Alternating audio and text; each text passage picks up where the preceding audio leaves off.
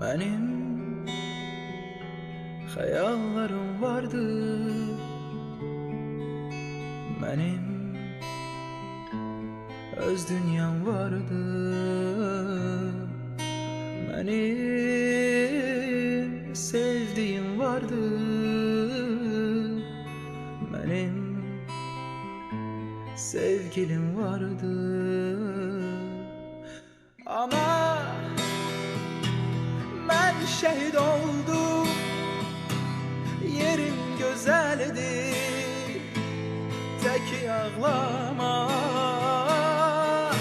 canım, canım sevgilim, bağışla beni, seni tek koydum. Vatan,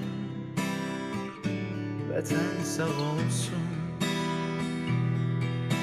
vatan, vatan sağ olsun.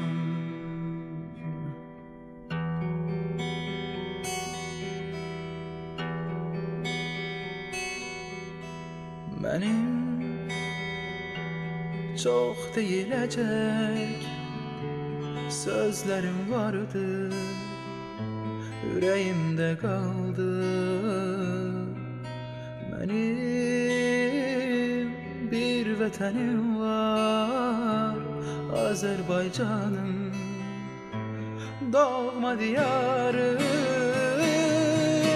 Ana, ben şehit oldum, yerim güzeldi, tek ağlama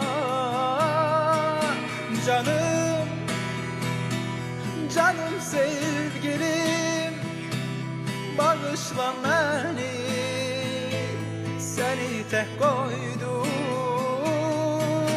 Ana, ben şehit oldum, yerim güzeldi, tek ağlama